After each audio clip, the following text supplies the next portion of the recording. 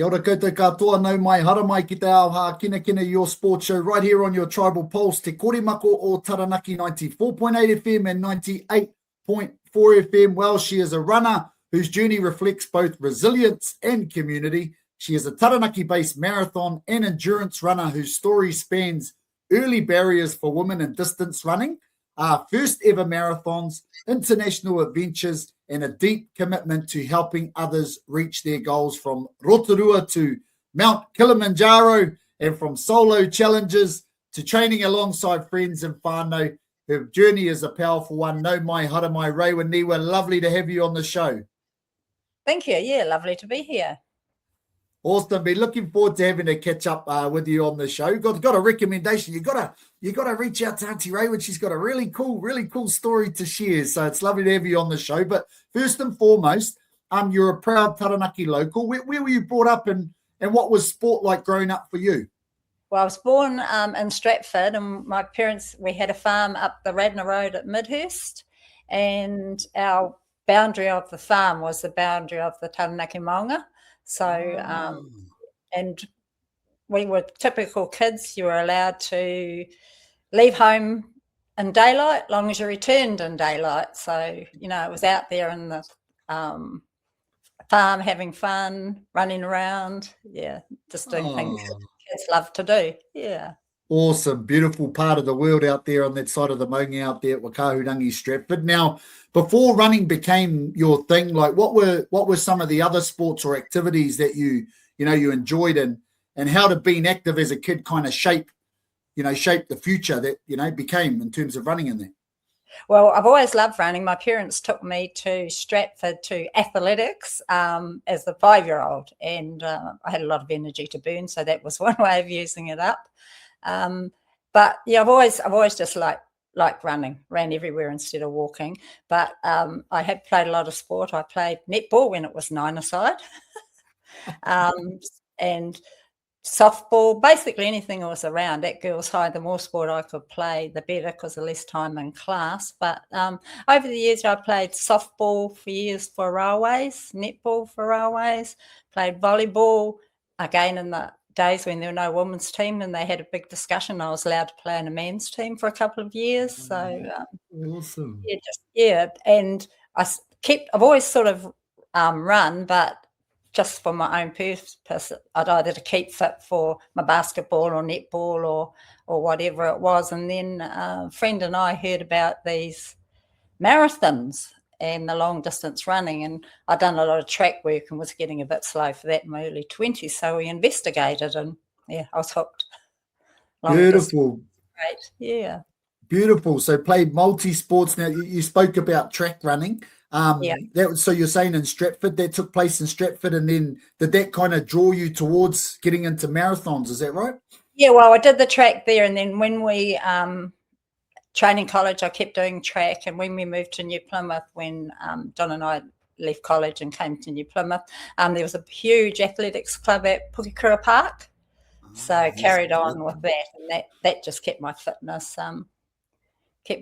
going, and then get a bit slower on the track the more you age. So the longer distance for the marathons and halves and multi-sport event was just the great next step for me. Yeah. Beautiful. I actually, that athletics club at Pukekura has been around a long time, hasn't it? I remember them all running back in the days when I was a young fella. Yeah. That's great. Yeah. Awesome.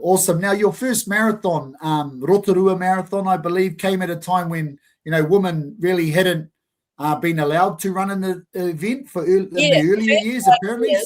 The first 5 years of the Rotorua Marathon, they decided they wouldn't let women run. We just couldn't run that distance according to the male species.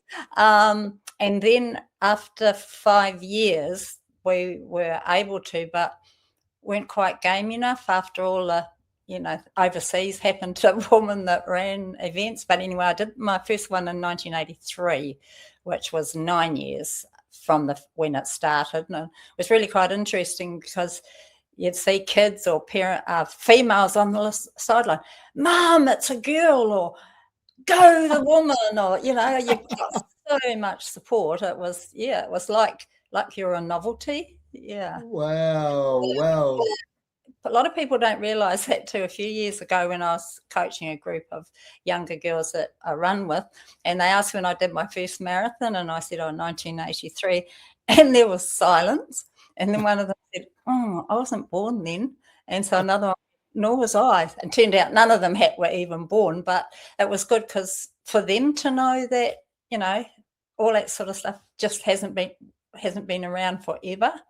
So that was a good, and then I was hooked. I think I've done Rotorua 11 times. Wow. So, and just special. Wow. Real game changer of the time. Now, you mentioned coaching. You've acknowledged, the importance of coaching and support like you received when you were starting out. How crucial was that encouragement that you were given in terms of your confidence to keep going?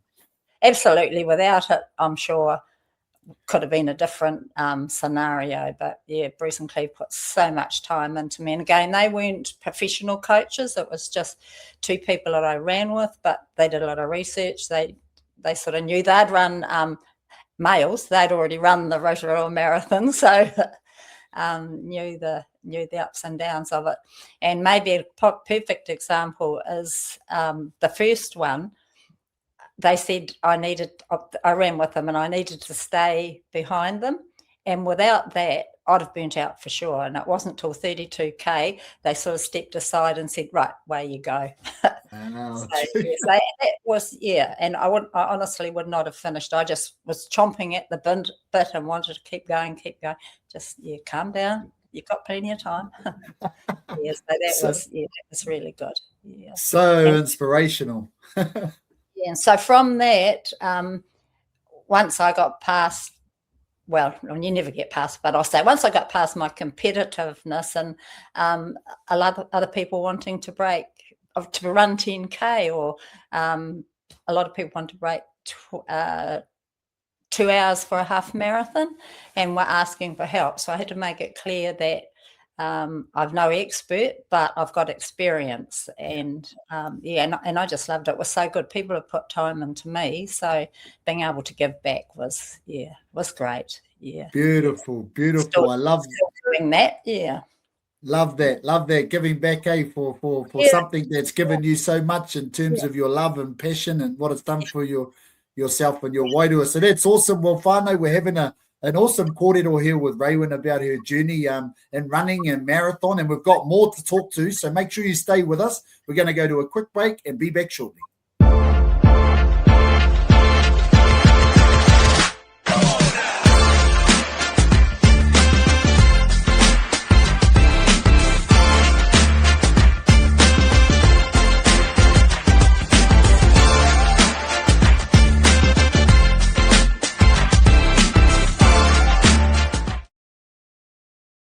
Kia ora koutou whānau, welcome back to Te Ao Hākinakina. We're here with Raewynne Niwa. We have an awesome kōrero about her amazing journey, and she's gonna give us a bit more information about her continued amazing journey with some pretty cool things here I've got on my list. Now, you're taking part in multi-sport events around New Zealand, often alongside your friend Ali. What did those events give you that road running maybe didn't?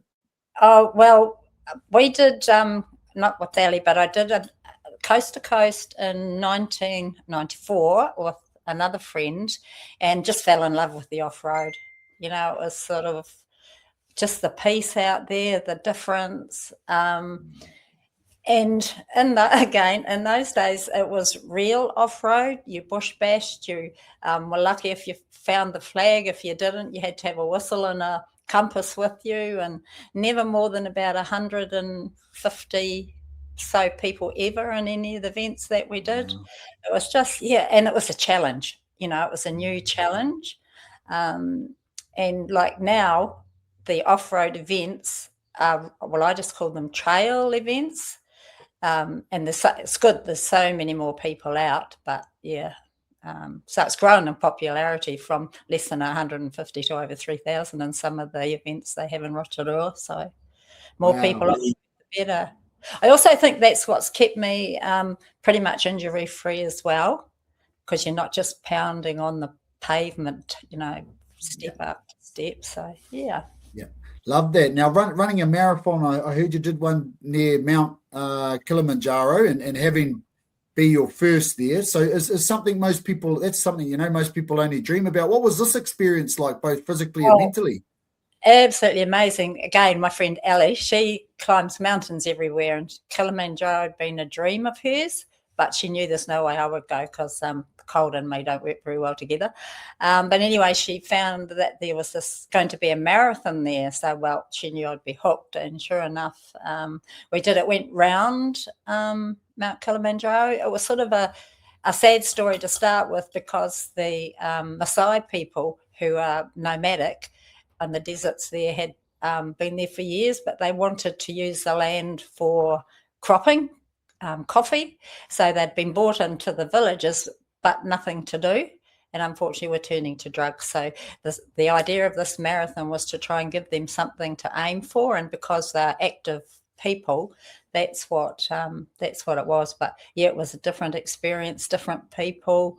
Don't know if I should how to quite say this, but I'm as white as they were dark. In some of the villages we went through, there'd be people pointing and laughing, but in a nice way at me. Ellie's Pākehā too, but she's a lot browner than I am. They want to high five you and everything. It was just amazing. Yeah, it was. Wow, really so cool. What an experience! What an experience! Now, looking back, are there any kind of like particular events or moments that really stand out as favourites? You know, whether that's because of the challenge, the people, or the atmosphere. Like, what events really stand out for you over your time?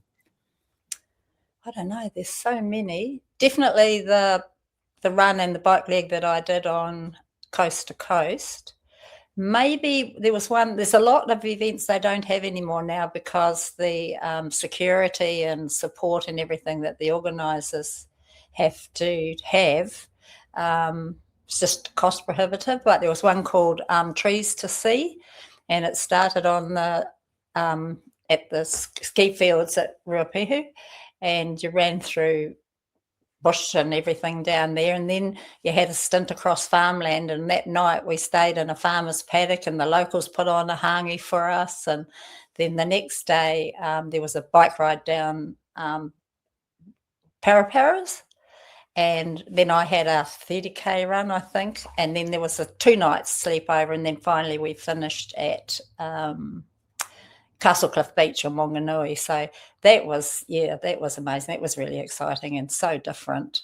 Wow. So yeah, things like that, something that you don't do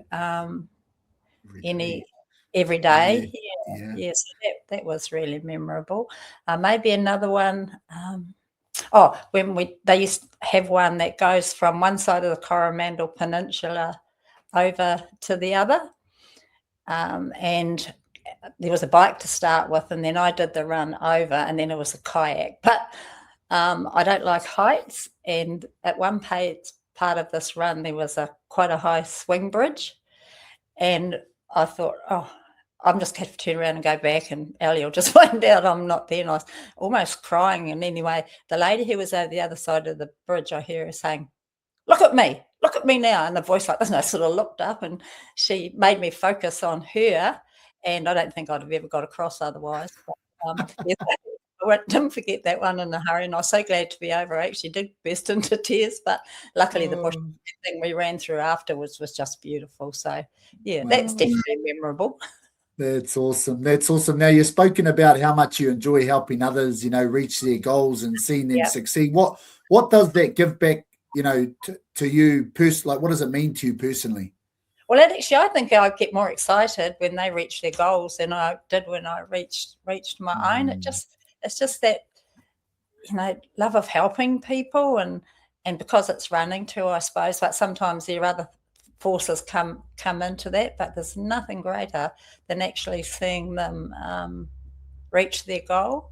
One memory I have of that, I was nearly going to post it, but I don't think the person would have been very happy with it. But she wanted to break 2 hours for the half marathon, and we decided to do the Taupo one, and it started in sun, so we're in t-shirts, finished raining, blowing. It was just horrendous that I got hypothermic. I had to be carted off afterwards. But our finished photo, we're both ankle deep in water, hands up, joined together. But that's one I really remember, that the pleasure of her finishing together.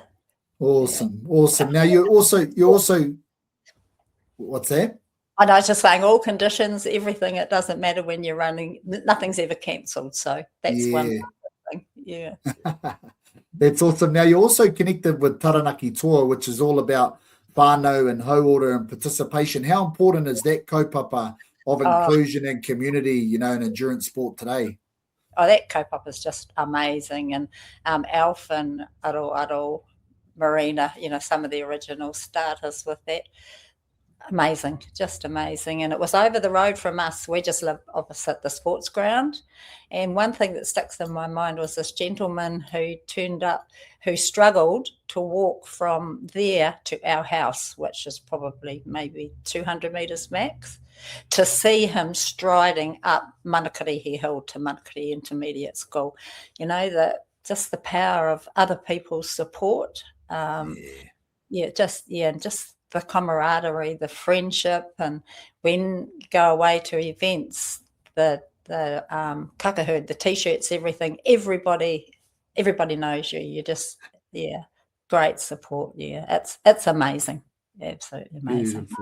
Beautiful. Well, Raewynne, thank you so much for sharing your journey, from breaking barriers and running first marathons to international adventures and giving back to others here at home. Your story is it's a powerful reminder that endurance sports isn't just about finishing lines, but about people supporting community. And we thank you for coming on the show. Ngā mihi nui for joining us today. Oh, cool. Thank you very much for having me. Thank you.